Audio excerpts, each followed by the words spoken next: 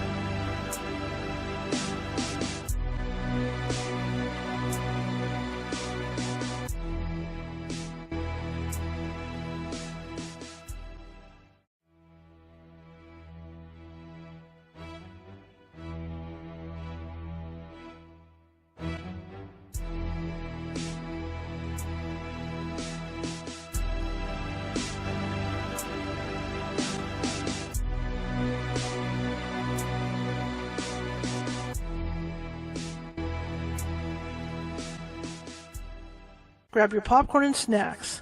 Find a comfy spot, take a seat or lie down, and let me transport you to a place of fantasy, ghost stories, ancient legends, odd creatures, alien encounters, and other magical topics.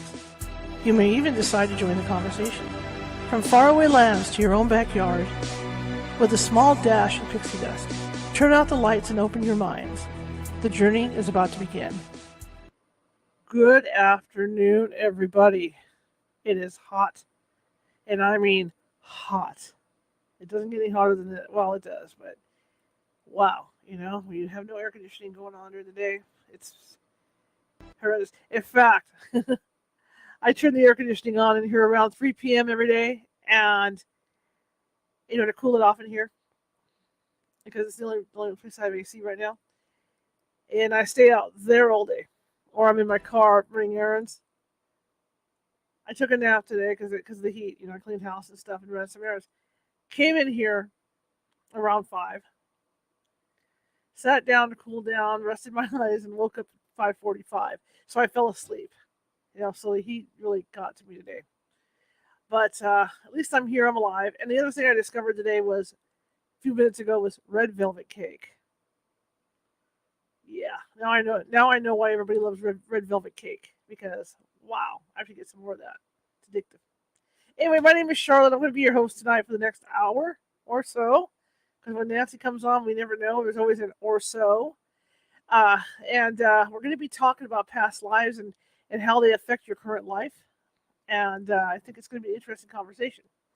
I'm also the owner and operator of the California Haunts Paranormal Investigation Team, based out of Sacramento, California, with 35 strong up and down the state. And it's kind of cool because we're in almost every county in California. Well, I know there's a lot of counties, but we're in enough counties that if you have a paranormal issue, we can get to you. So it's like that. We don't charge for our services. We're doing it to educate and help you out. So if you do think you have a paranormal issue, please give me a call or shoot me an email or contact me on Facebook or contact me at CaliforniaHaunts.org or contact me at CaliforniaHauntsRadio.com, or, there's all kinds of ways to get a hold of me. Or even here in the chat room. That works too. Also, we're broadcasting on Facebook and YouTube tonight. So if you're watching on Facebook, oh no. So if you're watching on Facebook, hang on one second. So hang on.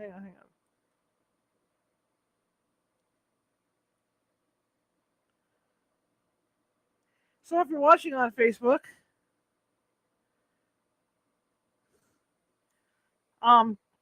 sorry about that. If you're watching on Facebook, my mind just went blank. So if you're watching on Facebook, please follow. Sorry about that. Please hit that follow button, because we're real anxious to get followers, and we enjoy having followers. Nancy and I enjoy having followers. I enjoy having followers. If you're watching from YouTube, please click down at the bottom right where you see that the ghost with the magnifying glass and the Sherlock Holmes hat on, because that is our mascot, and those are our That's how you can subscribe to this channel. And this channel, we have more than 250 videos over there already, and we're gaining, and there are different topics and all that good stuff. And I think there's something there for everybody. Also, Nancy and I have a special event coming up. I have a Patreon site, and the only issue with the Patreon site is that you have to pay a membership to be over there. So it has to be a consistent membership to be over there to participate in events. And I think doing Facebook events, doing a paid event on Facebook is probably easier for everybody, because you don't have to have that constant membership. So Nancy and I are going to get together on, I think, Saturday the 18th, evening Saturday the 18th, and she's going to do a special reading for people. 5 minutes, a whole 5-minute read. We're limiting it to 8 people, 8 participants. It's $10.99 per person. And you will get Nancy's undivided attention for a whole 5 minutes of read. We're going to test it out and see how it goes. Because, there's several ways we could do this. We could do this through Meetup and, StreamYard and Zoom and all that. But we're going to try it out on Facebook Live. So if you guys are interested in that, I have the check events. You're probably going to have to join the page to like the page. The page is California Haunts Ghostly Events. and you'll have to look that up. But it's California Haunts Ghostly Events, and you'll probably, like I said, you'll probably have to like the page and all that. But the event is over there, and it's waiting for you. And like I said, we're going to limit this to 8 people for readings, but you're going to get a whole 5 minutes of Nancy. Okay. All right. Well, tonight. Hi, Nancy. How's it going? Oh, you missed what I was just saying? Well, what we did was I wanted to do a special reading event with Nancy Matz for you guys. And, because we do the general stuff, on here, like we'll do the past life readings and all that. We wanted to put together a special event for you guys. And so on Saturday, the 18th, 7 p.m., the time could change because Nancy has, her clients. But we're going to do an event here on Facebook. And it's going to be a private event. Only 8 people. It's $10.99 per person. And you get you get a 5-minute reading one-on-one with Nancy. So if you're interested in that, go to California Haunts Ghostly Events. That's the page it's going to be on.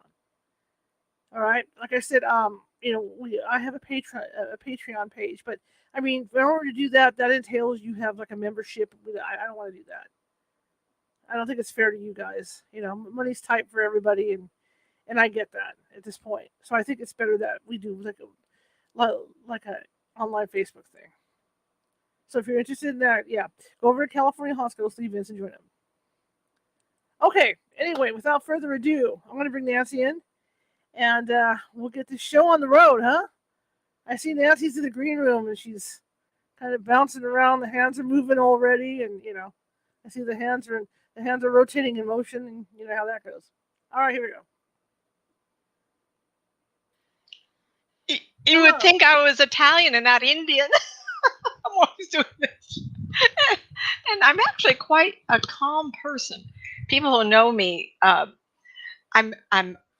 hate to admit, I do like to keep busy. So I guess someone would say I'm type A plus. Yeah. I do more in a week than most people can do in a month or 2. And I have friends that say that. I'm kind of sitting close. I want to. What threw me was I got an angry face emoji from somebody, and I wasn't 2 minutes into the show. An angry face? What's that about? I don't know. Oops. Angry face. Oh, I'm so sorry that someone's upset. Maybe it's the topic. It's a person I've never known before. It's okay. They might have thought I was someone else. I don't have any hurt feelings. I always believe that. They might not have liked my spiel, my whole thing about my red. They might not have liked my whole thing about my red velvet cake. I don't know, Life's too short, Char. I'm just being me. Everybody that knows me knows I'm just being me. Well, anyway, I was trying to show a picture behind me, and the screen is a little smaller, and I'm sorry. My first book is the cover. It's 2 hands, and this is right up to what we're talking about. I let someone use my house to do a drink because we're informal on Friday, so I get to drink in front of the What's camera. That? What are you saying? What woman? I have something to drink because we're informal on Fridays. So here. There it is. Okay. I wanted to show that picture, but then I'm cut out. Oh, well. Everybody pay attention to this picture. I see the photo. It's a painting. And that's the cover of my first book, 2 Worlds, Developing Psychic Skills. And I really condensed a lot. And the editor took out half my book. So I'm going to upload the second half, make it a second edition. And part of that is spirit off-world stories. Kind of strange, but she felt like maybe I was hitting an audience, so I wasn't quite ready for this. But anyway, I let someone use my house to do past life regression. And I was in a front room office, and they were taking my front room. You can appreciate my house is nice and neat and clean, kind of cute. And so he says, oh, you have such a nice, this woman would love to have your, okay, well, fine. And I could hear pause, and I could hear a chuckle or two. And I thought, I think they're done. I walked out, and they were done. They were chatting, and I wanted to ask questions. I went, well, was it fun? Was it fun? And she volunteered. Yeah, it was kind of fun. We got a little of this or that. I was standing between the front room the dining in the kitchen. Now this 1,200 square foot house. This is in 92, 3. And so this is my first house after divorce. So I was leaning on the wall separating the kitchen, dining, and the front room, and the walls leaning on led to my bedroom. And so I was leaning there, just kind of, they were talking, I was listening, everybody's all having a good time. And I looked to my my right, coming out of my bedroom was this little spirit woman, a little spirit woman, a scrawny little spirit woman, ancient, aged. And she was walking toward me with her hand up like this, and I'm going, oh shit. Is that going to be deleted? I hope not. Anyway, needless to say, I was more upset than I was excited, because how many times do you see a spirit person coming toward you and their hand is up like this where her eyes is? She was so short, not 4'11", I mean tiny, tiny, and she had a really old gown on, and I didn't know what to make out of it, and I put my hand out because I didn't know what to do, and I suspect the look on my face kind of got their attention, and I wasn't looking at them anymore. And the fellow who did the past life regression, he says, "What is going on with you?" And I go, "There's a ghost woman toward me, and she's got her hand up, and I don't know what to do, so I'm going to reach out to her." And so the lady said, "What does she look like?" And of course, I couldn't help but say, "Well, she's really tiny. She's got a black dark dress on, and she's bony, and she's really old, and she's got her hand up like this." And I gave a little facial thing of going, I can't remember what it was, and I was trying to keep my excitement down, trying to breathe. And the woman said, "You just described my mother in that my past life regression." Excuse me? Ooh, oh, everybody, goosebump time on my arm here. So in my book, I do cover this regression. And what you see is the hand of the spirit lady and mine touching. And we actually locked fingers. It was a few months later, and I was writing the book, and my editor had it. And, in 92, 93, 93, I was writing it. 94, I put it out for the first time. And at the time, no one else was writing these, so kind of did well. I was really excited and everything. But before I could put it out, I had to have a cover. And I was on the phone. Remember, we didn't have cell phones. I was on the phone. And in from the dining room into the kitchen where I had the phone, this little old lady showed up. And I go, "Oh my God, there she is again." I don't know who I was talking to, but they got an earful. And at that moment, I realized, now I know it needs to be on my cover, because the same lady showed up. Mhm. And I think she wanted her story told in the book, and I did write about her. But it was the first time that something so dramatic happened. And I didn't have that belief system. If I did, it was really shallow, like I didn't believe in it. But here was this woman from a past life regression wanting me to acknowledge her. Now, when I have told people, when I step from here, and Shar is, I'm sorry, I ate something really quick before I got on. Feels like I'm still got a granola bar in my mouth. sorry. So here we are talking about past life regression. And at that moment, I realized that this woman was standing all by herself. So when Shar did that show I did a show with Shar, it was her show, and people were writing in and said, "What spirit person is next to me?" There's no way for me to know that, because I go to the person and I have to put and float my energy out a little bit, and it's used. But I don't talk too often of my shopping, out to dinner, places I've gone, and there are spirit people walking around that I can see. So they're absorbing energy. Now I understand this for maybe 20 years, right? They're all absorbing energy from their surrounding area. So when you go on investigation, cold spot comes up to you and you see a spirit, well, they're grabbing what they can from you. So when this woman came, I don't know where she was getting the energy unless she got it all from me. And I realized that spirit people have that command. We're doing cemetery tours. That's where I met Shar for the first time, if anybody's first time listening to me.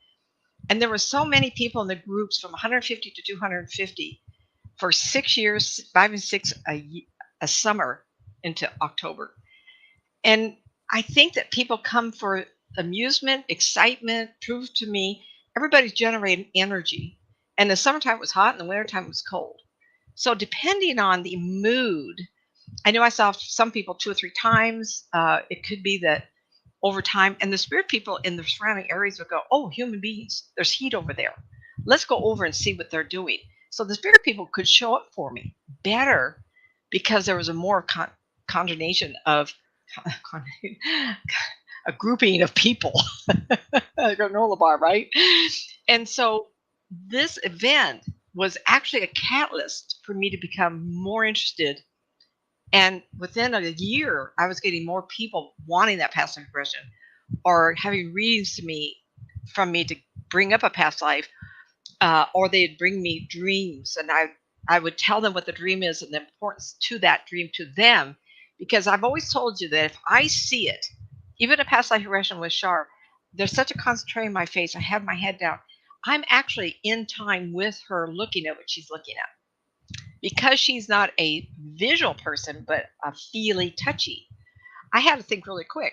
I wanted this to be a success. So I had to see what she was seeing, to ask the right questions so she could feel what she had on, feel the ground. She couldn't see her spouse or the child, have her bring that to her mind. And so I was trying to pull that to her. But all of these years, different dynamics of past life has come through. I wrote some notes up. 4 pages. 4 pages of just highlights of things I want to talk about.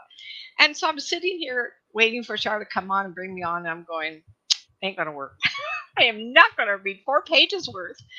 I'll write a book. And this is just notes. This is not the book I'm writing.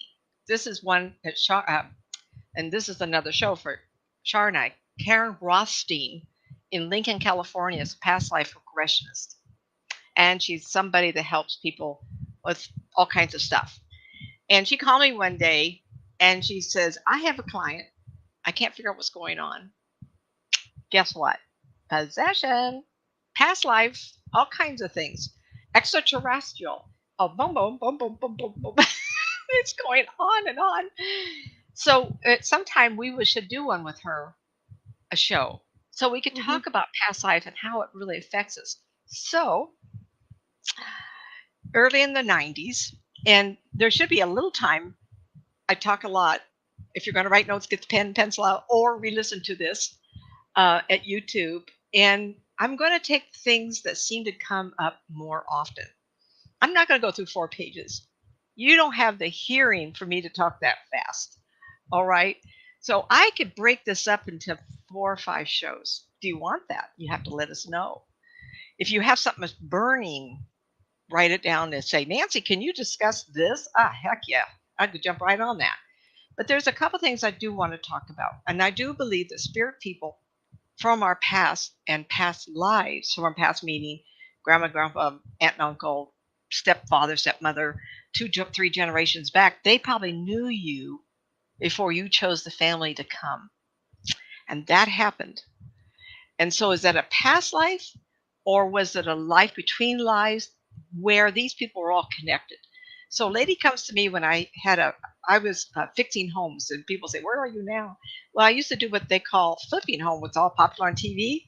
My first husband and I did a lot of it, so naturally I continued it. One of my first flips was in Fair Oaks Boulevard in Old Auburn. Had a lady come to me, and she says, "I have a story to tell you." And of course, I'm all ears. And she says, I want to share this with you. This is really amazing. I have a 10-year-old and a boy, and he was young, like 2 or 3. Have you heard that one before? 2 or 3 years old, right? And he started talking to me one day of how he was missing grandma. And I said, "Well, we visit grandma." He says, "No, the other one." "Well, maybe you better tell me this one." And he gave the nickname of what she was called, but he also gave her a physical description. She died 9 years before he was born. How can a child know that? I am a favorite of Jeffrey Long, Dr. Jeffrey Long, and the channel that's called LMN, or if you write in Google, Ghost of My Child. These stories that come from a 2 and 3 year old, amazing. And I've told some of these stories on other shows. Of this one, a friend calls me up and has a 3 year old. They're watching National Geographic, and it's on Peru. And she walks in and she looks at the screen. Here she is, a toddler, 2.5 or 3 years old. Remember, we lived there and I was big and you were small? Hello? She calls me up to scream. I says, calm down. So for you moms, back then I had a sense of what needed to get done. I says, first off, stop yelling at me. Go back and give her a hug and say, oh, I love that. Can you please tell me a story or draw me pictures and let me know more of what that was about? Well, she called me back and she did. And they drew or talked or something. At the moment, I don't have those notes. I have other notes here. And she says, a bad man had come to the village and hit everybody in the head with a stick. And she was the daddy. And my friend Camille was the child. They don't know that. Most of you don't know that. I was 6 years old. My father was killed by a drunk driver. And so when you talk about children talking about death, I died in a plane crash. I jumped out of a building. You can see I watch all those on Ghost in My Child.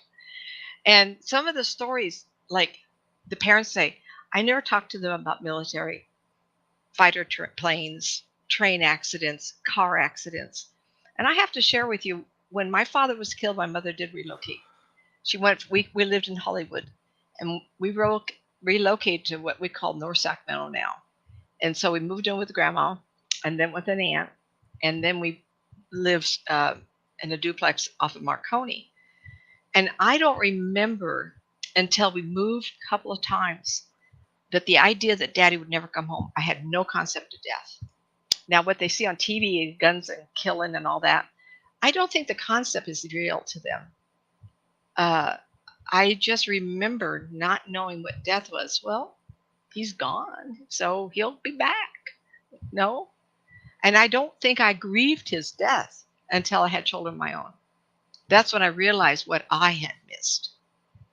So I would like to talk about a few things. For you out there that want to know, is there such thing as guardian angels? I would like to talk about those who have an affinity toward animals and soulmates, an instant dislike for someone without understanding, love affairs. You just can't keep your hands off that person. You just love them, love them, love them. Then you step back and go, I may love that person, I do not like that person. And why is that connection there? So I don't know which one you want me to talk about, but I'm going to start.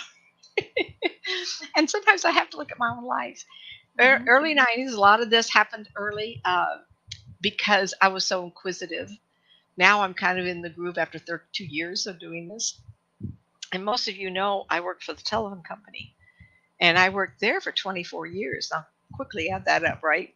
So I quit that job. And then 30 years later, I doubled up a job for 2 years. So during that first few years, I am an artist. I'd like to get back into painting one of these days and drawing. It comes in my family, both sides, all the way back. So I'm yearning to do that. So I used to do a lot of sketching. And some of you have drawings that of people I've seen. And I could talk all night on that alone. Right. All night. So I drew an African princess or someone of status. And she was an itty bitty tiny thing. What generation, the more we eat and the better the food is, we seem to grow. But this was a tiny little thing. And she says, I used to do cartwheels. And she showed me with a shaved head and beads going all around. And the feeling I got, and I don't know if she's here, she might have been there for support, is that we hopscotch in time. We take turns. She says, this time it's your turn. So I must have known her in her world. And I've never been to Africa.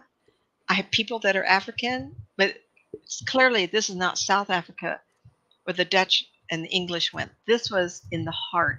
So the only way I can describe it is the women shaved their heads and they had a lot of beads, and she was small boned, and she had a lot of beads all over her. And I don't know how she cartwheeled with all that on there, or this was a ceremony outfit that she had on. But in her world, what kind of toys and things that kids have? Well, they did somersaults and cartwheels. They did all kinds of fun body things. And so her representation of life after life, next one, was to hopscotch. She says she showed me hopscotch from one life to another. So I do believe that you will have a feeling of being watched and cared for.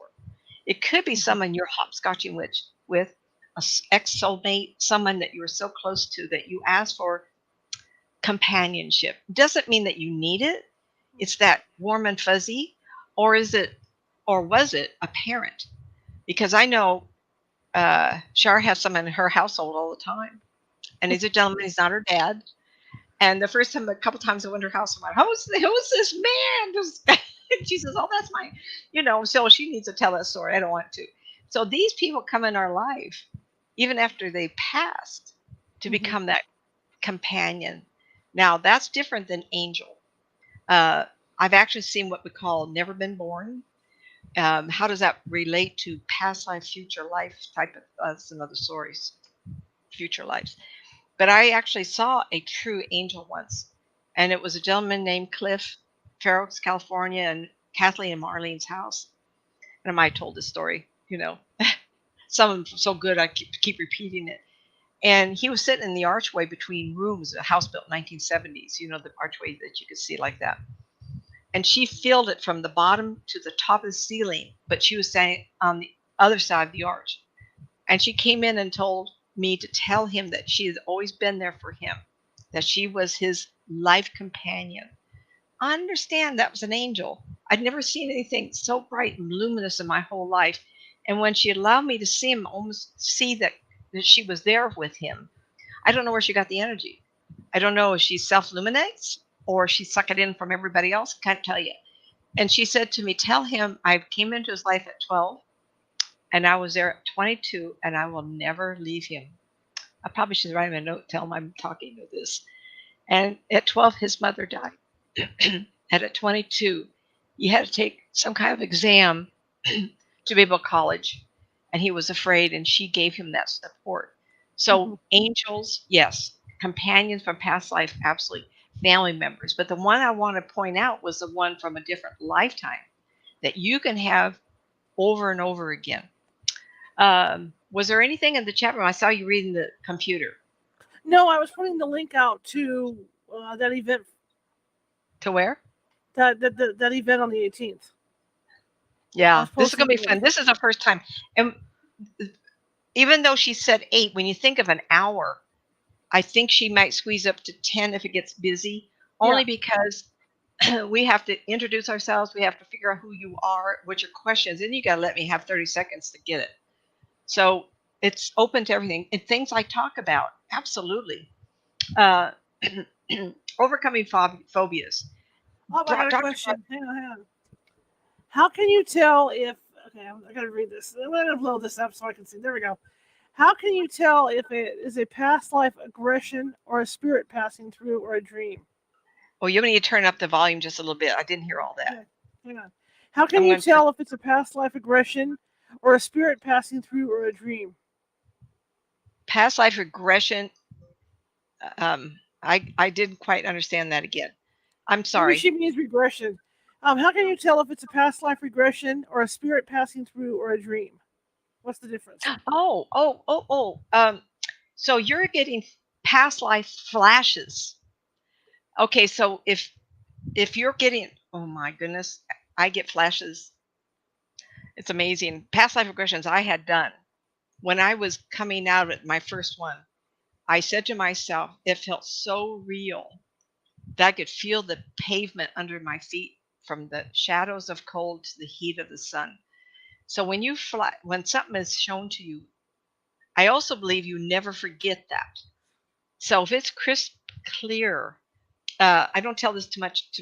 I never brought it up because I didn't think it was a big deal. So I died at 7, It was very quick. I just had my tonsils out, and guess what? My mom, not knowing different, gave me an aspirin. I bled out. So I remember being rushed to the hospital again. But in that little window, I have never forgot the woman who talked to me. And I liked her. She was very soft and just older lady. And I says, "Can I go with you?" And she says, "No. See those people down there?" And I was looking through something and I saw two little people. And she says, "You need to go back for them." What's that mean? Like, I didn't understand death. Do you know, I have never forgot that. And they say past near death experiences are like that. And so I also want to add, a past life is like a deja vu that you can never forget. I'm also getting future lives now. And so I see myself as two men and a woman. And I even can tell what their cologne is like on the old man. It's almost like if I open that window, I can investigate more. So the lady or gentleman that asked about past life, take yourself back and force yourself to look around and get more. Because what you want is a date, a location, if possible, a name. I did past life regression. I remember thinking I need to know who the emperor was. And it's a foreign language. I can't, like, that wasn't that very smart, but I gave him the tape. And so if that person went back to investigate, so be it, So you try to capture as much as you can. So in your past life flash or dream, it's crystal clear. So a woman comes in, and I've mentioned this before, Kathy, and she had a dream of being in, I would call Germany, centuries back. And when she started, I blended with her and I went, oh my gosh, I'm seeing the very same thing. So I started describing it to her. And in that period, you had the long street, main street town, and then you have what we have now, the drive about. And she was children of a butcher and the spiral staircase going up to their bedroom. Now, I'm not going to say what happened, but clearly it was terrifying for her to hear her father come up the stairs. She was the oldest. There was a younger brother. So Kathy, if out there you see this, give me a call. I don't know what state you're living in now. She was a Californian, then she moved to Texas. So I don't know if she's retired after all these years, but you will never forget it. And because I was part of it and gave her more energy, I started describing the building she was in. It's what I do. People do this. You practice piano every day. After 32 years, you're going to be better. I do what I do. Now, that was some time back, but I was born this way. So I don't make any deal about it. Just, it's amazing to me. I call them head turners. Like, oh my gosh, did I say that? It's amazing. But what that is people know me as really truthful. I cannot make these stories up. I'm not clever enough. But the stories are amazing to make you wonder. Anyway, okay. I want to do a shout out real fast. Athena can't make the special read for a very special reason. Her daughter is getting married on the 18th. So is that something I'm supposed to? Pardon me. I'm going to turn the fan off. Hold on. Congratulations, Athena. Oh, Athena's daughter's getting married on the 18th. On the 18th, yeah. Oh, well, congratulations. You know what? If you had to choose, the daughter is number one. That's it. Yeah. Daughter's so excited. She may not have her focus, so make sure you write down everything. So that's great. Instinct or dislike for someone without understanding. Going to this I've used, but it happened to me. You go into a group of people and you've had that. Who is that? You want to stay away. Mm-hmm. In all these years, I've only had 3 clients that I didn't want to read. And one of them came into the angel shop in Folsom. And she looked like a lovely girl, but when I sat down next to her, she sat down next to me, I knew I couldn't talk to her. Why? I don't know. Was it impending death and I couldn't tell her? Was it she was a bad person? Was she possessed? I mean, something instant. Or was it a past life? Mm-hmm. Past life drama like that is really disturbing because unless you have past life regression and forgive them, it will haunt you. So if ever you are in that situation, you release them with love, because there might be some kind of something going on. I'll put my hand out like this, that you need to release that person to do their life. It's really difficult because sometimes we have phobias, we have fears, we have hauntings of memories. Uh, I've always said, my first husband and I dated all through high school, 4 years, 4.5 years before we got married. We were children. We got divorced. How how can you how can you evolve? So I always said adult love is great love. When you're children, it's hard. So I don't have any angst against him. We had hard times.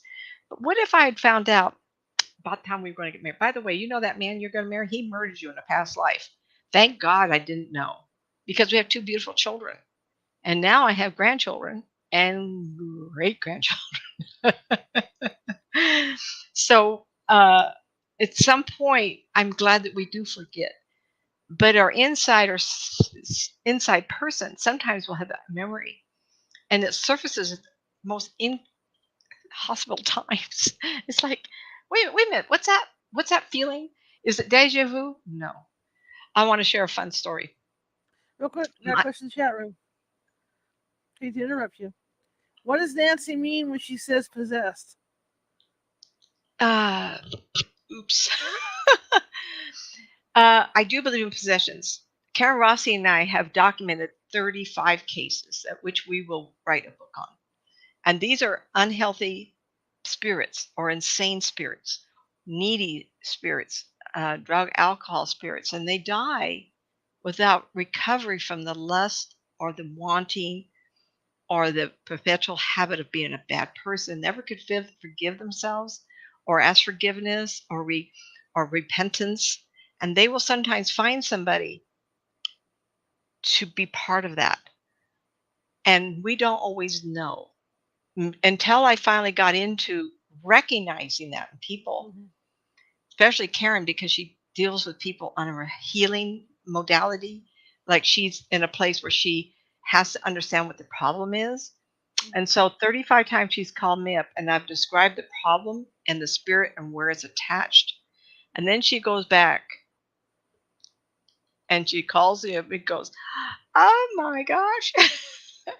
So I'm one that believes that the spirit people who die in terrible, awful, terrible things in their life, they are the ones that possess us. Can they be insane? Yes. In my world, I have never seen what we call a demon.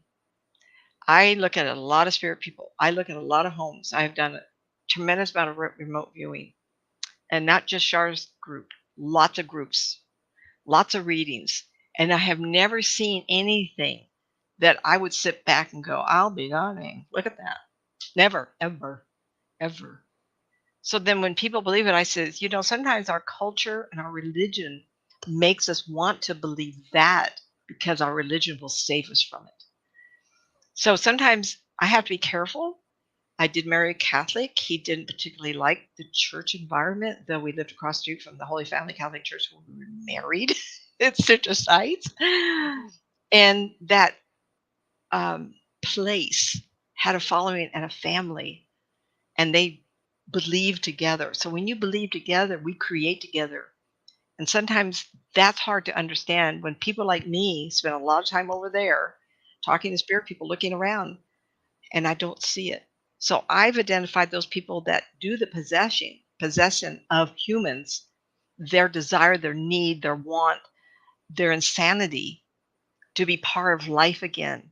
People who are so addicted to flesh on every different level, sex or food or alcohol, or remember, I'm not talking about those who have in this lifetime body conditions that are diagnosed. I had Graves' disease and cancer. And my aunt, my mother's older sister, had it too, and I looked just like her. So biologically, we inherit those things. But there's a lot of other circumstances. And that's hard for me to, that's hard stuff. It's really hard stuff. As well as insanity in spirits that do the tormenting. So that's another show, everybody, another show. Let me ask you something real quick. When you talk about the energy that the spirit kind want to take from you, And I know I Mhm. run into this on investigations because they can suck you down pretty good if you Yes, don't know how to yes. control it. Because one of the things we'll do on an investigation is we'll say, okay, you can take a pinky, you can touch my pinky, Your and that's finger all you can folded do. up. Because if you let them go any farther, they're going to take advantage. And for nobody that's ever been what I call goose by a ghost, I call it goose by a ghost. Yes. For nobody that's ever been goose by a ghost, it's like you feel the hit, and for me, my stomach does a flip. I can feel it. And then I know what's going to happen. Within 20, 30 minutes, I'm going to be ready to crawl into bed and sleep for like 3 days Yeah, after they do it.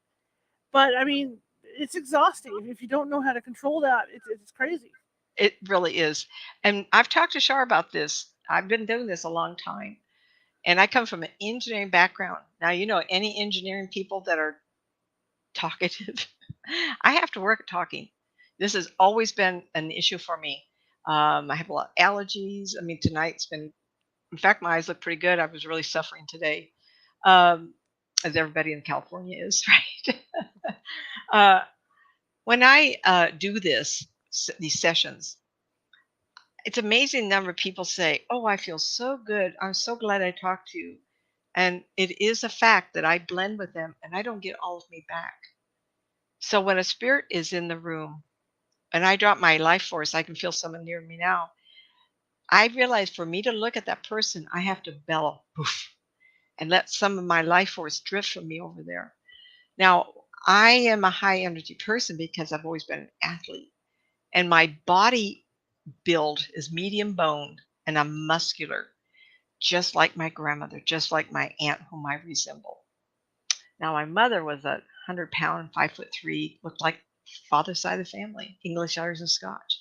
The American Indian people, the only the strong survive, and they were good runners. I was riding horses and racing horses and running and racing.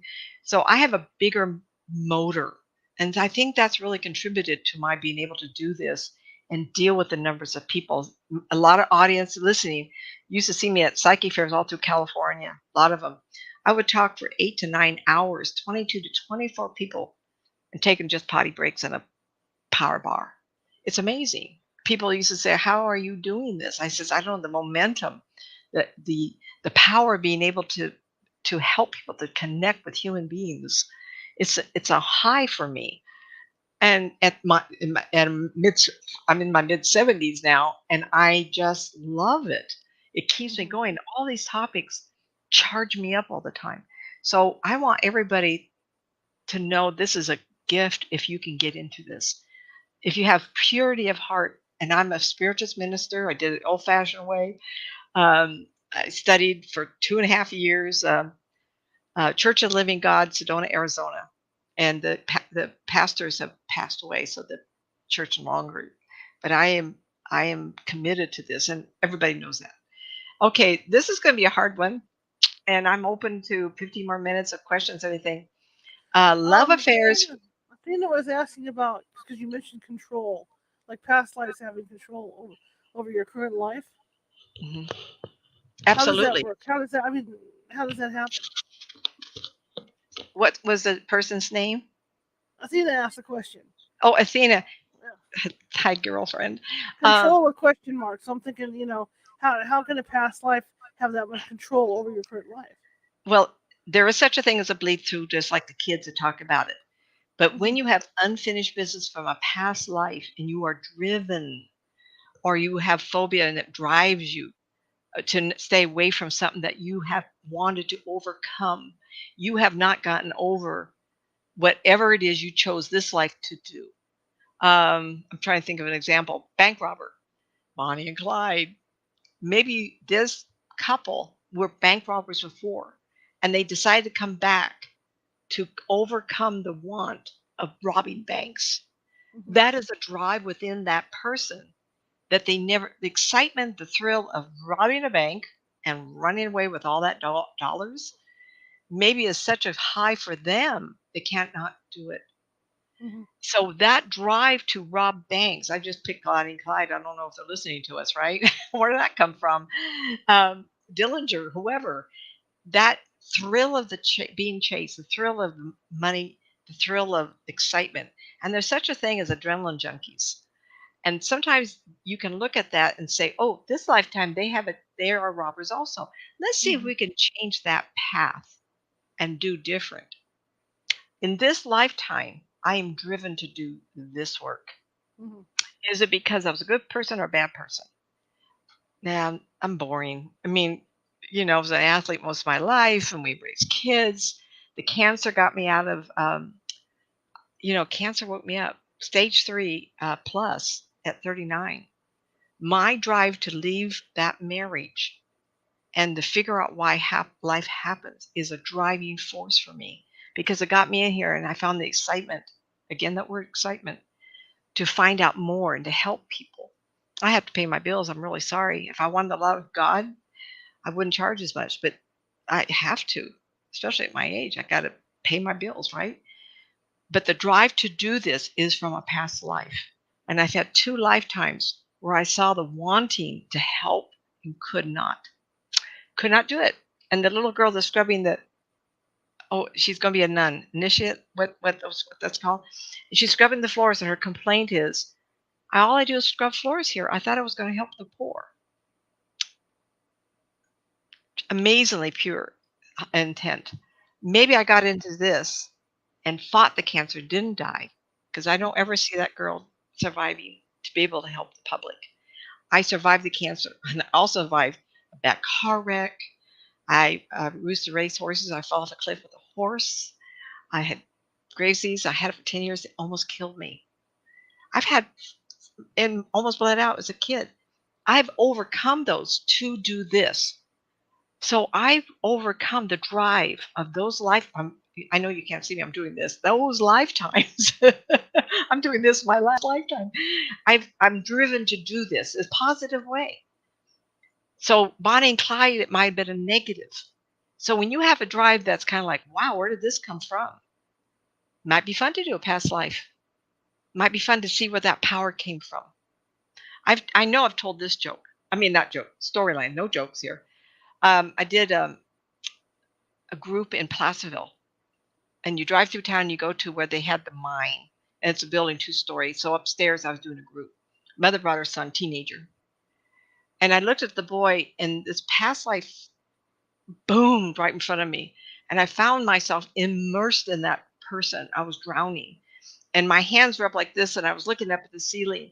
I was in a wooden ship, and the box is floating in the water next to me, banging into my head while I'm looking at the ceiling come closer and closer. I was pushing the boxes out, trying to stay afloat. That was not a survival incident. So I looked at the young man, and I says, if you told me that you cannot be in confined places with water, but you could be in the ocean. I said more, but I'll make it short here. Guess what? The son looked like a deer with the headlights hitting him. And the mother stood up and said, oh my God, I can't get him to take a shower, but he's training to be an Olympic swimmer in a big Olympic pool. Quite a contrast. He can't be in the shower. Phobias for all his life. And I turned to him, I said, now you can let that go. Now we know why you're so afraid of a shower. You died in that ship. It was terrible. It was dark and the wooden boxes were hitting you. And you were looking up the ceiling, noticing it was getting closer. And you did not survive that. You're here to fulfill your dream of being in water. Just like that young man wanted to go to sea. If that man, it's a man now, if that man is watching this or his mother, let me know what happened. Did he win? He was a darling young man, probably 15 years old. And here's this old woman sitting here telling him it's time to let that go. It's okay. You're not going to drown this time. Wow. What a healing moment. How is it determined though that these traits come into the next life? I'm sorry, who makes that decision about what traits that are going to be brought over to the next life? I think when you leave a life, I can only speak to ghosts of my childhood and what they're saying. Right. Like one boy said to his mother, am I safe with you? Because last time I wasn't safe with my mother and I died. In this life, he chose a mom that would love him. Ooh, goosebumps. And this is one of those stories on channel LMN on YouTube, Ghost of My Mhm. Child. And she said to him, "Don't worry, you can grow up in this life and I'll love you every day." Oh. So he picked a mom that would allow him to grow up because the past life he didn't get to. And so we do choose. And just like the one gal, Athena, said, "What's that drive?" I Mhm. think in our past lives, we have unfinished business, good or bad.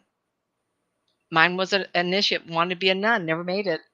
Mhm. Is it because I married Catholic? No, it has nothing to do with it. But Mhm. maybe I saw the obstacles in front of me that if I had the power to overcome that because I was so hungry for my life and I get to help people, maybe she chose me because my father gave me the gift and his Mhm. mother and her mother. My father's side family, Upper New York State, Fox Sisters, their neighborhood, and his mother. Remember, he died when I was 6. So his mother used to tell me that when she was a child, the aunties and moms would sit around and do table tipping on Saturday nights. Wouldn't that Wow. be fun to see that? So I have generations of that, and it's not even the Indian side. The Indian side, my mom tells me before about 10 years before she passed away, she says, I've always been intuitive, but I didn't want you to know. I just thought it was just, and she was the one that discouraged me. I used to see her hand go, don't want you to do that. But she used to get the hits. I used to tell people I had the leprechauns on one side and the Indian fairy worshippers on the other side. Go ahead. Any other questions? Well, I mean, We haven't finished. I want to do love affairs. Go ahead. go ahead. No, do love affairs. We just Do we go have for it. another question though? No. Okay. Okay, ladies and gentlemen. I'm not going to say this isn't true. How many have been addicted to somebody? And I've heard men say I was addicted to her and I didn't like her. Are we women? We will not give up. We will work at a relationship until it kills us. But then we don't like the person because it's the stress of what they put us through. So you can love somebody, but not like them. And Right. sometimes when you want somebody so bad and they mistreat you, you'll stay into it because you don't want to give up. But what Right. caused it in the first place? That instant attraction? So I did a Children's Miracle Network fundraiser in 92. And the reason I have that, I have the plaque on the wall, so it reminded me, right? So I started the day and I was remembering, I have pretty good memory of things. And this cute little blonde lady, probably late 30s, early 40s, and she was talking. All of a sudden, I saw her sitting there, but with another energy going on front top of it. And I felt eons. Oh my gosh, goosebump time. Eons of loving. Somebody was in her life where they have loved for eons. Because how I felt that, it felt like the horn of plenty. I would describe past life somebody who had a lot of lifetimes in a class. It was in a class, excuse me. And the love they had went on and on and on and on. And I thought, oh my gosh. Wow. And I said to her, the man you're with is your soulmate. And I had to tell her I had never had that before. I've had it before. I haven't had it since. But only 2 out of 32 years is pretty rare. And Mhm. I gave her more information. She really wanted to sit down. I think it was about her. And so if you're listening to this young lady, a grandma probably now, great grandma like me, come back. Let me know what happened. So anyway, she I gave her information about the kids. It was more. And she left. It was very early, like 9 o'clock. It was cool in the morning. You know how you're sitting in a park and the balloons and the noise and the kids running around. It was a children's network and they had barbecues. I'm sitting there going like nuts, right? And at the end of the day, this gentleman showed up and he had very dark hair, kind of a square body, had a couple of grays going through it. Seems like I remember thinking now he had a mustache. He sat down and he says, yeah, I've never had one of these done. How about just talking to me? I said, well, is there any interest? He says, well, I'm married, got kids. And so he said the word married. Boom. And I went, oh my gosh. I says, this is just amazing. And I said, I just had laid this morning and this amazing overlap, this deep, deep forever love was shown to me. And he said, that was my wife. Oh, Wow. can you stand it? How many people, I just love that. How many people get divorced and they can't let go of that spouse? Mhm. How many times Liz Taylor married those husbands over and over? You know, a couple of times. You may Mhm. not like them, but you have a love of unresolved issues. Excuse me. Been Mhm. there, done that. And I tell my clients when they come, I'm so unhappy, blah, blah, blah. I says, go back to when you met. What brought you together? Recapture that. I don't care if it was beer and pizza. Go have beer and pizza. Rekindle it. If you cannot, then I want you to write down what it is that drove you apart. You have to identify the pluses and the minuses to figure out what kept you together. I guarantee you, if you don't do it properly, you're calling me in 4 to 5 years trying to get back. Mhm. That's because we love on a soul level, not necessarily soulmates, but Mhm. past lives, and you're supposed to work something out, or you had an agreement, or you were meant to have children together, something undone. And that's a love, but you don't have to like them. You have to resolve it. You have to be firm in yourself that you go back to that person, you rekindle something. If you cannot, you better figure out what it is you got to talk about. So I have this dentist friend, miserable. She was, if you want to call me, yeah, I love to know what happened. Very uh, affluent. Mhm. She had a high-paying job, and so there was money commingled. And he says, I just don't know how to have this happen. I says, if you're that unhappy, I want you to either go to your favorite restaurant, Clack Corner, or a beautiful sunset on the deck. Treat her to her favorite whatever beverage. I say drink, maybe because I don't drink. And I always think it's fun to have a margarita or something. You know, I have I have a couple things in the kitchen I can always drink. I'm too lazy. I think of it at 10 o'clock at night, like, oh, I could have had something, but it never even Right. occurs to me, right? And I says, in that moment of pure relaxation, you ask your spouse, "Are you happy with us?" Just start the conversation. If they get up and leave, do it again. Because if you don't have the conversation to find out what's wrong, you'll be calling me to try to figure out how to get back. Mhm.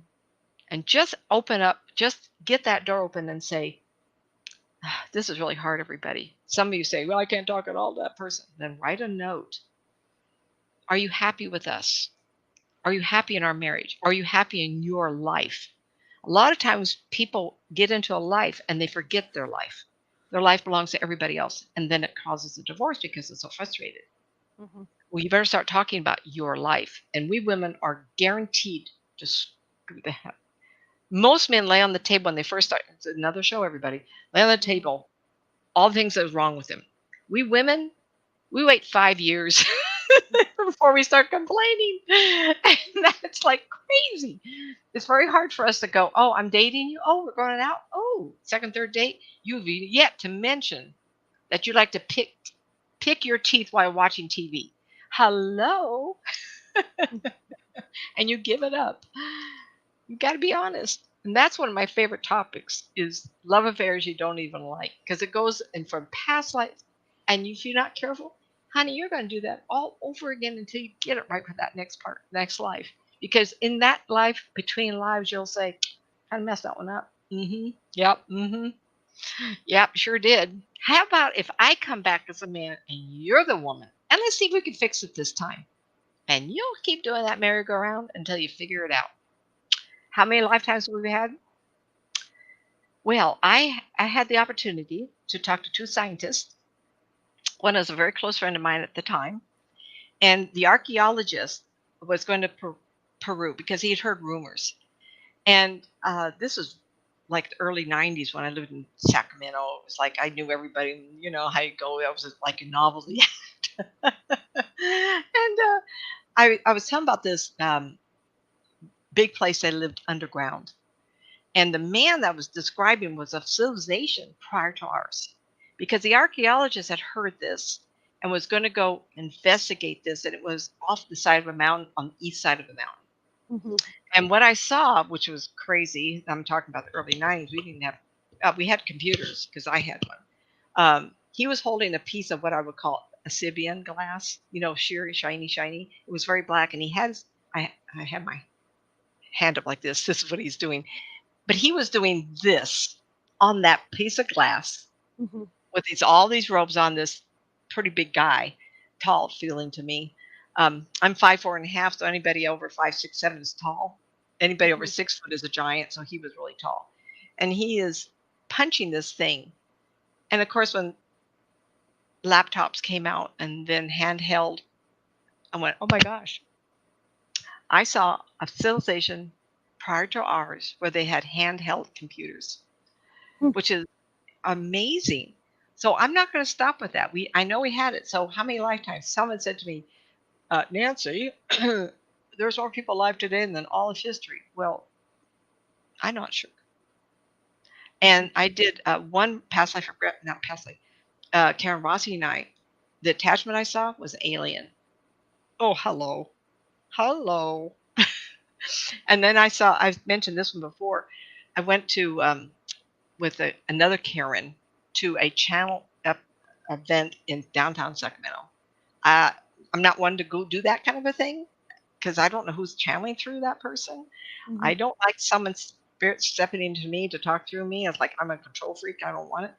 So this lady raised her hand and she said, why in this life, I have such a hard time connecting. There's introvert, extrovert, I'm kind of like forced into being an extrovert, right? Mhm. An extrovert, talking here straight. And the moment the woman said, you were from Ireland and you were a shepherd and you lived on the hills and you were always alone and that was your love. Guess what I saw? A flame. She'd come from another planet. And her prior life that affected this one. Now think about it. If she's a flame from another flame body, how does that work, right? How does that Mhm. multiply? Who knows? Maybe they're created with the creation of the planet, but she was fire. She was a flame. That's all I could describe. And what I understood with that was such a cold existence, a cold meaning. Boy, that was fun, wasn't it? From flame. Emotionally absent. There's no substance. Spirit people say they kind of come back because we have flesh. We're hot. We drink Right. coffee. By the way, I have my coffee cup of my dreams that says "Local Woman and Cat Mother of the Year." I'll die for coffee. Not the fancy stuff, Starbucks. Just hot with cream and sugar, pretend sugar. So this gets us this gets us back. We want that hug. We want a kiss. I tell you, my husband would say after shave on. "Hmm, I love it. I love it. When I die, I may miss that." So Mhm. that's what keeps us going. So the life of a flame, she wanted to experience. It's hard for a flame to understand human life. You have to learn to integrate. She may have to leave this life and start this life, another life in the flesh. Mhm. So past lives affected her, didn't it?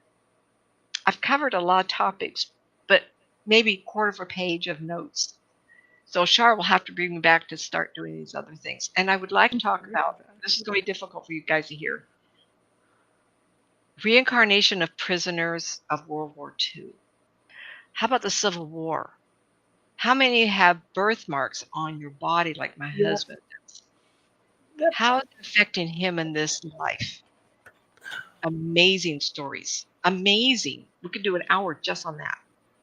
That Just would be tell me great. what just tell me what topic you like, kids, and I'll just because 32 years. I've just gotten started. I have 15,000 hours of MP3s and clients I've got to tap into before I'm gone. These are the ones that are very fresh, and I've had a lot of fun. And I'm trying to honor our hour. Yes. Yeah, I've had a cup of coffee. I'm dangerous now, so it's. Was there any other hot question in there, or if possible, write real quick what you would like me to talk about next time, Right. Right. Right. and Right. then Char can look at those. Um, Love affairs is always good, but that's not quite paranormal. Um, so in some ways, it could be private. I don't want to talk about someone personally. Right. But dynamics of past life, future life, integration of man, woman. People know me, eight personality, but I think what it is I see myself in two past lifetimes where I was a man. And maybe I want to experience motherhood in this life. Mm-hmm. Um, it was easier for me to be pregnant. And, who knows what the reason. I know why I chose this life. And Mm-hmm. both my kids are gifted, both get hunches. My daughter sent me a picture today of my granddaughter. She just had drawn a picture. She's 6. And it's like amazing. Amazing. I says, frame it. Let her write the date and sign her name. But my whole side of the family, my father's side of the family, were all great artists. My father unfortunately, World War II started. He had a scholarship to go to Rome to study art. His father George Patrick Nelson was a famous artist. We have it all through our family. It's so fun to see the genes come down. Or is she one of those people? Sometimes we don't know. Right. Right. I love this. Nancy in the chat room had a great story to share. I almost drowned when I was 6. My Oh. older brother, who was swimming around the bend, saved me. He told me something spun him around and shoved him through the water to me. He never heard or saw me. So he rescued you not knowing where you were. Yeah. His instincts told him he felt it on an intuit level.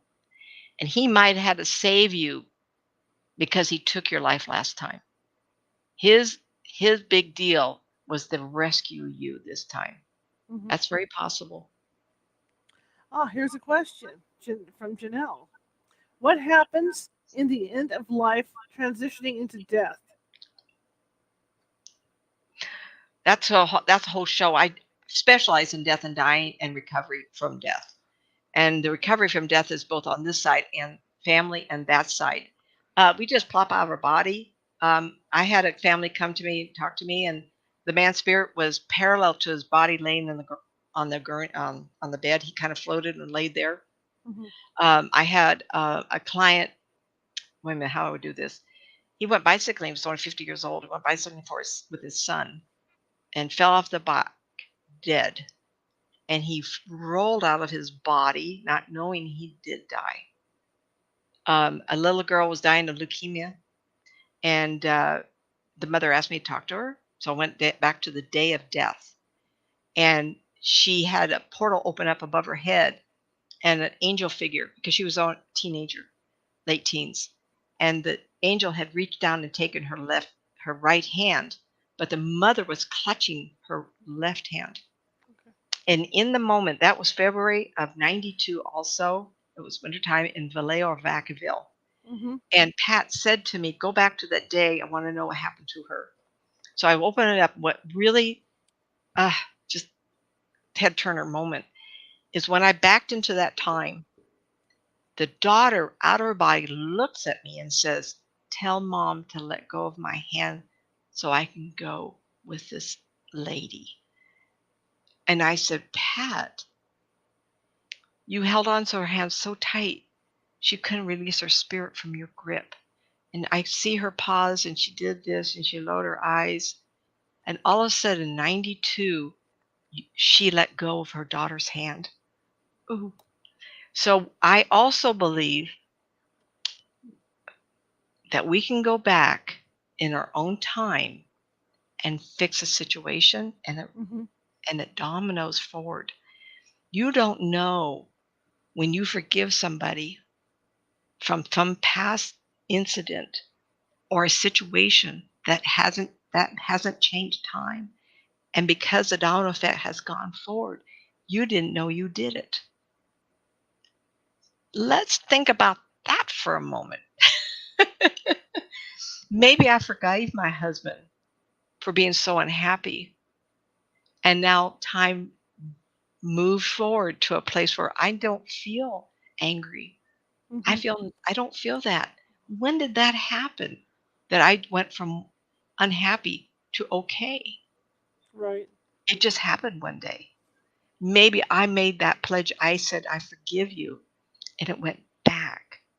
And when I left him, I forgave him, and he healed and I healed. And all those years to that point, now today, we don't know what we've done. So when I told Pat, you didn't let go, she had a hard time letting go. And going in with that woman, that portal, it was a beautiful kind of, it was beautiful. Mm-hmm. And then she says, oh, I didn't mean to do that. And when I was looking at the spirit of this young lady wanting to leave, Pat let go of her hand. It's not going to be a big book, but the story of Pat and her family is amazing. She's written it all up, written notes. I've written the notes, but she signed it. I could write up and use her name.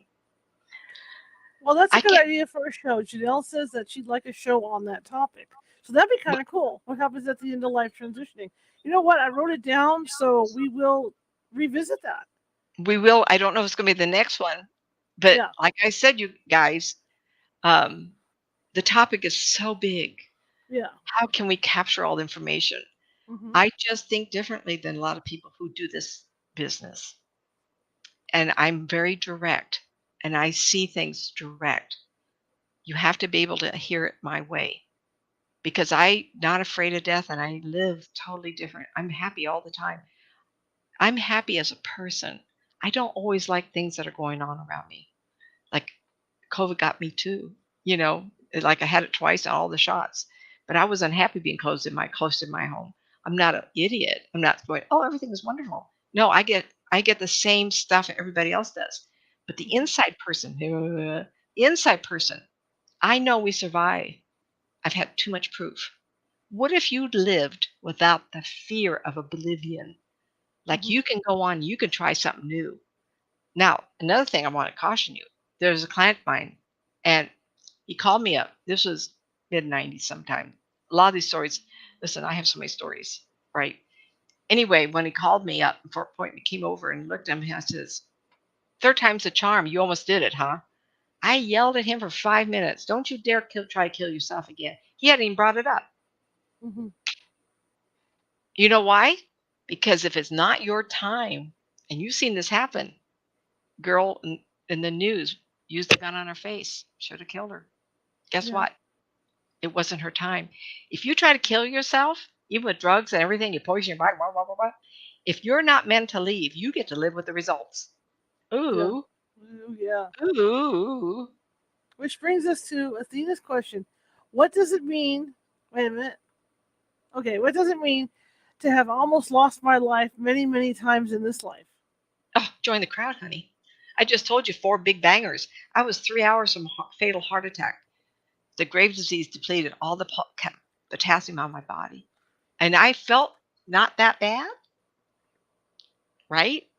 I've had a lot of close calls and going over the cliff with a horse in a race, not race, but we were training, but people like me and the people I was with, Linda and her daughter Rhonda, we, we don't just trot. And my horse got spooked by a rattlesnake probably. And over I went. And I remember thinking going down this cliff, I don't think there's any way to stop. And he did. She did. She ran it. Butters was my horse. She found something to grab on. It was a rock. So I think sometimes, and I'll be really careful with this, I call it the red brick of God. Mm-hmm. If you aren't getting the message, and this is hard. This is hard because I've come that close. As healthy as I look, ooh, what does God keep hitting me with a brick? The universe. I'm not getting the message. In some ways, it's because you're off track. Like Mm-hmm. reevaluate where you are. Why are you having this happen? And you say, well, it was a car accident or I was in a robbery. Well, it happened that you were directed to be there. For illnesses, I came 6 months also, 6 months from my cancer being fatal. And I fought to get medical treatment because Kaiser wasn't giving tests to young women. Mm-hmm. And I let that go on for a year. And the story is amazing how I ended up in a doctor's office. Synchronicitous situations were unbelievable. Is because I was supposed to get scared but not die. Mm-hmm. You got to be scared or you are awakened or God wants your attention, but you're not allowed to die. We're not allowed to die. And you may say, well, my child died at 2. How's that fair? It's a spirit that wants a short trip, a stillbirth, a child born for weeks or 2 years. It's not just for the child. The child gets all the emotions of a lifetime in all those months, short months. The people around it, a lifetime of emotion and love. I had a disabled, mentally disabled young person talk to me. It was during a reading, and he said the last lifetime was so hard. He come into this lifetime just to receive love. I have yet to know anybody that's disabled that isn't the most loving person, and the family grapples around that child to give him all this love and attention. So sometimes the most disabled people are the most cared for and loved over. And sometimes it's that child from a past life that got so abused that it come back just to be taken care of. It's just not always what we think it is. It's more, the picture's so big. And I didn't say I don't want my grandbabies or my children to die. Mhm. But I would have to step back and say, I walk the talk. If it's their time, it's their time. But I don't want it to be their time. I'm not foolhardy. I don't want anybody I know to die. I don't want Charter. I don't want anybody to die. But you cannot stop it. So my father got killed by a drunk driver. Took a life insurance policy out April 1st, 1955, midnight. He was killed at 2:30 in the morning in a car hit by 3 Korean War veterans, heroes, drunk from a party. How in the, excuse me, blah, blah, blah, blah, do you line yourself up to get killed by war heroes? And he knew it. Could he have avoided it? I don't think so. But he could have, because my last words to him was, please don't go. We'll never see you again. Mom doing this to me. I don't know how much control we have over things like that. My mother lost her father at 12. My father lost his father when he was a teenager. Mhm. Don't you think I looked at my husband, of the children I have, and worried every day, is it my turn now? Mhm. Yeah, it follows your family. That's So we got Athena. a lot of good ideas for next time or the Athena, time. just one more addition to this. Athena says she has survived 9 life-threatening incidents in her life. Well, including girlfriend, what divorces. are you not doing? What is this Man, now the time? she's like Indiana Jones, man. What is that? You know? Write that book, honey. I survived 9 near catastrophes. God doesn't want me yet. Or I missed the boat. I finally figured it out. Maybe you figured it out what's important for you. I did. I had an engineering supervisor position. I was making as much money as I'd ever need. I had gotten divorced, got into this to try to figure out why in the world do bad things happen to good people. We Mhm. were we were such good people that we were absolutely boring. We just rode, we had to garden, 4-H, Girl Scout, Boy Scout, horses and running, didn't drink, smoke, nothing. And then I got stage 3 plus cancer. It was a wake up call. I had to evaluate. I always tell people, if something bad happens, kind of look at your life, write down everything you're about, everything you don't like about yourself, and think about it and ask the universe, not for direction, because you're living life, not them, but inspiration to find your path. Mhm. And sometimes we have to look at that. That's really hard. In my classes, I always say to people, who are you? And sometimes it's simple. If you're listening to me or you're in my classes, you somehow you got the light bulb turned on. Maybe I'm supposed to learn more about the world, because everybody that learns something, you're going to pass it on. By the way, I watched a show with this strange old lady. She's Nancy. She's got a good information because she's not any blah, blah, flowery blah, blah, blah words. Right. It's just what it is. And we do survive. Whether you want to, you believe in it, or you don't want to. You don't want to, you don't believe in it. There's 3 of them. Now I've just lost my train of thought. You're going to survive whether you want to or not. And it's amazing the number of people that come visit me who are atheists. One very famous person came to visit me and he said to me, would you tell everybody I was wrong? So Professor Gary Schwartz, who double-blind tested me, just like Char double-blind tested, that's the same thing when she got questions for me to tell who spirit people standing around. I told Professor Gary Swartz, I said, you won't believe who came to visit me and told me he was wrong. And he looked at me with a deadpan look. He says, you're the third medium has told me that that man has shown up at their house and said the same thing. I went, three out of the two. There's three of us now? Well, he's persistent, isn't he? Tell them I was wrong. And I don't have the right to say who it is. Unless you want me to tell you privately, but then you can't tell anybody else. Call Professor Gary Swartz up.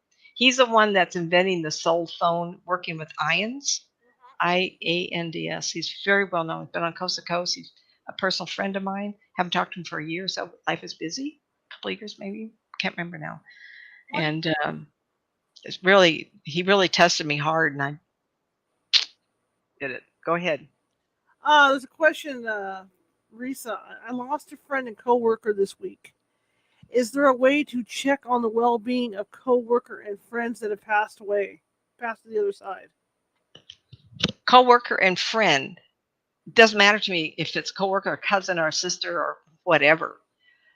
Sometimes it's easy. Sometimes it's hard. Unless you have my abilities, sometimes it's hard. If that person died unresolved, unresigned, from illness sudden, or that one person was unhappy in their life, they could be what we call recovery with family. It feels like that person might have had some darkness at death, and that person was greeted by a plumper to a little bit heavier senior woman, and it feels like they're taking care of her. So it's very possible it could have been what happened, and it's been years, I don't know. But I would get a picture of that friend or write her name down every night at the same time.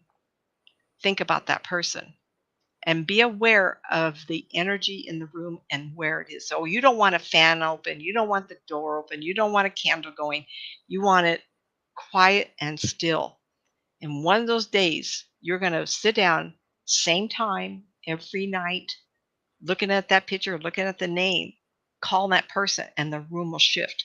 That is them. And then if you want to talk to them, I tell people, don't get rambly, Rose. Are you good? Are you happy? Yes, no question. Give a pause so they can give you a yay feeling. They're not going to say no. They don't want you to grieve for them if they're not happy. Mm-hmm. They could come back. You're asking them, are they happy? They're going to be happier than they were in the life. Since she did die, then it was her time. And she was greeted, and it's possible, light skin but light eyes, grandmother feeling. If she was an older woman, it might have been the mother, but the woman was chubbier, and I see her as possibly light eyes or hazel or something. I cannot see authenticity. So even in African environment, that light skin and light eyes can show up. But that's not what I'm seeing. I'm seeing what I call the light skin woman, possibly light eyes and a chubby. So someone did greet her. Okay, how do we do? Oh, I almost took another half hour. Almost 8 o'clock. So, guys, we did good tonight. You know, it's fun to talk about these things. It's interesting. Chanel, you had a good question. Like I said, we're gonna cover that. We're gonna cover these topics. Give people. That's what we're here for, is to educate. That's what we're here for. That's what we do. That's what California House does. We educate. Nancy educates. That's what we do. Now, people were asking about readings tonight. Okay, hang on. I'm supposed to read this. Athena says, "This is the multiple deaths. The multiple brushes with death." Okay. She was a Wall Street lawyer minding her own business, World Trade Center. She said it all started when she was a kid. Her school blew up. She was in second grade. Her mom was attacked in front of her at age 4 with a knife-wielding rapist and murderer. Wow. You know, She that's needs to write really a book. big storyline. I think it to give you guts. It's almost like it toughened you up. It's like you can conquer anything, girlfriend. Yep. And the feeling I got was that you became more in character with who you were meant to be. With me, with all my illnesses and car accidents and horse accidents, I wasn't in an area where those things happen. I wasn't at the World Trade Center. I wasn't at a school that got burned up or bombed or anything. I lived in the country, raising the family when all these things happened. My first really bad accident was 18. I got my first car, and someone speeding in the rain hit the medium divider, flipped into the air, and came on top of us. And the police said, "How did you know to turn your steering wheel that way?" I don't think I did. I think someone else did. The time I drove almost off a cliff, and this was in Pollock, direction of Pollock Pines. Do you remember the story of the woman walking naked on the road? And there had been a woman and her son who had not gone Yes. to their destination. Yeah. Yes. Guess where I was blinded, and I came around here. It was what they called the snow blind something. Anything went, and all of a sudden I couldn't see, and I let go of my steering wheel, and it turned, and I hit something, and then I moved aside, and I remember what it was before I got into that, and it was about not even a quarter mile from where she was found with that little boy in the car. And I always said I thought it was her, but I wasn't meant to die. The angels made sure, or my guides, because this is what I'm supposed to do. And that happened when I was in the business. I lived in Pollock Pines, and the only reason I moved was I got snowed in, I got snowed out. 11:30 at night after doing a book signing at Barnes and Noble Art and Fair Mall. I think it was 97 or 98.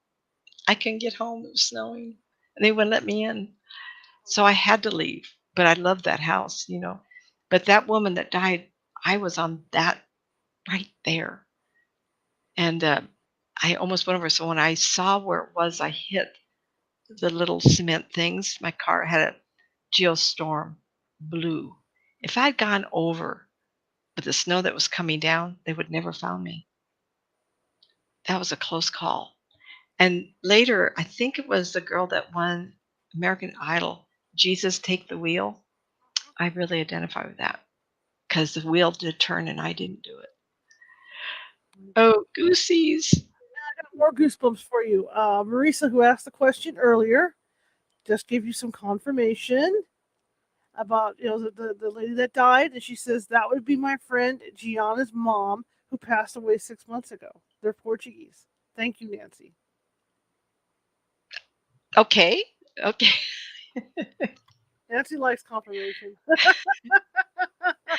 I don't make anything up. I'm trying to, try to do what I do. And it's no big deal, everybody. This is what I do. If I make a big deal about, oh, look at me, ooh, that just feels bad taste in my mouth. Where's my coffee, by the way? Dry mouth. Are we done? Are we going over? Oh, this is supposed to be an hour show, everybody. See what happens with me talking? We got to wrap this up, guys. I'm tired. Don't forget, we're going to do this thing on the 18th, and this is where you get a chance to ask a more in-depth question to Nancy. And I always encourage everybody to stay once your question's answered, stay, because I found the unique little thing that people come clustered. And I'll have a question in a session, and the next 2 or 3 of the same questions. It's like, I just did this movie. I'm going to post the link when we return to that event, too. It's almost like the energy. What'd you say? I'm posting the link to the event again, so everybody sees it. There it goes. And again, that's going to be on the California Haunts Ghostly Events page that we're going to do this. But I think you're going to like it, and you'll get a whole 5-minute reading from Nancy, which is pretty good. As you can see, Nancy can squeeze a lot in 5 minutes. I can say a lot. So it's Saturday the 18th at what time? 7 p.m. Okay, everybody. Same time, same station. Athena, I'll forward a question. We'll talk afterwards, Athena. Okay, so 7 o'clock. Yeah. On the 18th, Saturday the 18th. Okay, it's on the calendar, everybody. Calendar. First test run, I'm going to have to use a different computer to do it, so it's going to be interesting to see how it transpires. It's a totally Facebook Live does not like my webcam, so I have to use a different computer because the webcam on here is crap. So I have to use my other computer. So it's going to be interesting to see how all this works. We can only do the best we can. That's all. I'll probably be in the other studio too, so I'll be back in the big studio, which would be kind of nice and roomy for me. So. But which one does it have the air conditioner, or is this one you're in? This has the AC. I won't be in AC on that night. Does have it? Okay. No, it doesn't. It's going to be interesting. I'll have a fan. I never mentioned, you're going to put my website up. I do have my own channel. So it's, what did we say? Psychic Nancy Matz or Nancy Matz Psychic. There are other Nancy Matz, and there is a Nancy the Psychic. That's not me. You know what I look like. So when you find my site, this is what I look like. And I Hmm. haven't changed too much. Hmm. So even though the pictures are 10 years old, Hmm. whatever, I'm just older. We all get older, thank God, right? So Hmm. so go there and you see some of the others. When you go to a page, always click videos because they don't always show the most recent. I'm not sure why. If you click that, then you'll see all of them. And I have thousands and thousands of hours yet to upload. But if the universe will give me enough life, it will get done. Hmm. Life gets busy in spurts. But Yeah, anyway, oh my gosh, I'm a half hour more. we're good. We're good. If you give me the floor, I'm going to talk. Hey, So, PM me your question. I'll take care of it. But and anyway, we'll announce what our next one is. I just don't. We haven't yeah, made a we don't decision. know what the next one's going to be Next yet. Friday night. Yeah, we may talk about the one Janelle asked about. We don't know yet, so we'll get to that. Tomorrow, I'm going to be reading it from the book because obviously I missed last Sunday because I had to go to the ER. So I'm going to read tomorrow. I'm going to read Sunday so we can get caught up on the book. Monday, this is something that I've been wanting on my paranormal team for a long time, right? Donna Vol, I believe it's Vol, Voll, is going to be with us. She's a psychic, and she draws portraits of the dead. So that's I real did that cool. too for a while. It's just very time consuming. Yeah, yeah. My So I've been brain goes wanting, 100 miles an hour. I've Yeah, been wanting that's very somebody fun. on my team to do this for a long time because, it like Dead Files, right? Because they do that on Dead Files. And I've been wanting to do this for a long time, but I can never find anybody to do it. So it'll be interesting to talk to her. So she's going to be with us on Monday. That's So, something to do with not possession fully, but they have to have some sort of control of your arm because when I was doing it, I remember thinking I didn't know it. Let me tell a story. I know it we're over. I was oh, doing that's drawings. This is fun. I can't wait to see her, meet her. I was doing spirit drawings, and every time someone sat down, remember the time consuming. Look how fast I talk and get so much more information from me, and I physically describe people. But I was drawing this woman. I was having a terrible time. I am right-handed. The spirit lady was left-handed, and she had had a stroke. So when I was struggling, it was evident, and I says, "I don't know what it is, but my other side of my brain won't work," and it's just like, and so sometimes the spirit people kind of reflect who they were in life. So it's kind of fun, and they don't always show themselves at death, but right. as a photograph you would have in your house for observation. That's fun. Absolutely. Absolutely. Yeah, good for you for having her on. That'd be fun. Yeah, it's going to be fun Monday. So anyway, I'll be reading tomorrow, 6:30. I'll be reading Sunday, 6:30. Get caught up on that. And then Monday, Donna Vol will be with us. And got some exciting stuff coming up. Like I said, we're going to try this thing out on the 18th. And then there's some other stuff that I'm putting together. And should be interesting to see how it all transpires. You just made me think of something. We have that show. We're going to do it on the 18th, but it's 7. Usually start at 6:30. Yeah, We're going to change it to 7. just for that one. Okay, everybody pay attention. It's a special event. So it's going to be 7. Okay. I believe I said 7. I'll have to go back and look. You did say 7 because I wrote it down. It just occurred to me. I On the said page. same time, same station, I and have it's the not page there. open, so let's see. Yeah, 7 p.m. I have the page open right now. So yeah. So anyway, it's gonna be great. It's gonna be fun. It's gonna be different. And like I said, I could have done it through Patreon, but I mean, money's tight for people. And it's like you guys don't want to have to pay a membership every month to hear special shows and stuff, and we could just do it like once in a while this way. It's a lot cheaper in the long run for you guys, Hmm. So and it's easier access because you're going in through Facebook, which you're already a member of, and all that Yeah. stuff. So that's how I'm looking at it. So we're gonna give it a shot. Who knows what's gonna happen? Like I said, I'm using the other computer. I have a really nice computer. Problem is, it runs real slow, which is why I don't use it for this show. Because if it crashes or something, then it takes forever to power up. So we're gonna be using that one, and we'll see how it goes. It's our first test on that page. But anyway, I'm gonna go. I'm tired. In fact, like I said earlier, with the heat, I didn't realize how tired I was till I came in here with the air Raining. conditioner and fell asleep for 45 minutes, and I was still drowsy because I'm in here with the air conditioning. So yeah, Nancy. I sat down, literally sat down in front of the computer, getting ready to set the page up, get ready to do the stuff, and I thought, well, I'm gonna close my eyes for a couple minutes, and I woke up 45 minutes later. Not good. I would give you a call, but I can't get through to you because you don't turn the Oh, loud on. I think that goes back to me being a newspaper reporter because I would sit there all day, and the phone would ring off the hook. Oh, And then when I got home, I was like, no, that's it. No, I don't want to hear it. that was how awful it was for me before we got internet with emails. So people call me for a reading. That's one thing. You have to leave a message and call me because Yeah, I get tons of spam. If you yeah, write me, I always respond by an email. yeah. So if you write me, make sure you want to call or not. But I get so much spam now. So I'm going to Just show you Nancy's information for those of you that want full readings yeah, from Nancy. There's yeah. information on there on how to reach her for those. And you can stay on Nancy while I do the information. See, All right, everybody. Good night. I've had a lot of fun. This was fun. so here we I go. enjoy this So a lot. let's run this. Nancy's going to stay on while we do this. There we go. Oh, Websites. NancyMatz.com.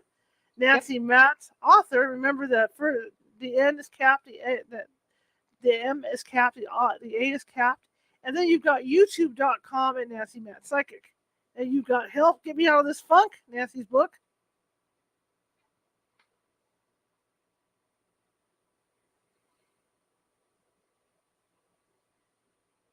And you've got Two Worlds, Developing Your Psychic Skills.